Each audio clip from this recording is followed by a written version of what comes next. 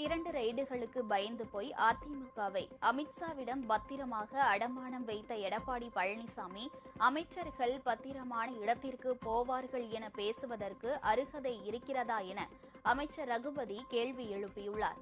எடப்பாடி பழனிசாமி சொல்வது போல சிறப்பான ஆட்சி என்றால் 2021 சட்டமன்ற தேர்தலில் அதிமுகவை மக்கள் ஏன் வீட்டிற்கு அனுப்பினார்கள் என அவர் கேள்வி எழுப்பியுள்ளார்.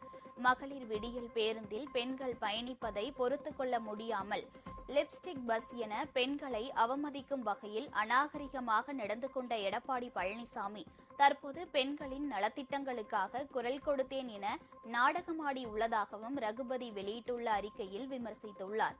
2024 நாடாளுமன்ற தேர்தலில் அதிமுக மற்றும் பிஜேபி கூட்டணி வாங்கிய வாக்குகள் இரண்டையும் சேர்த்தால் வரும் தேர்தலில் 210 இடங்களில் அதிமுக கூட்டணி வெல்லும் என எடப்பாடி பழனிசாமி அர்த்தமெட்டிக் கணக்கு போட்டிருக்கிறார்.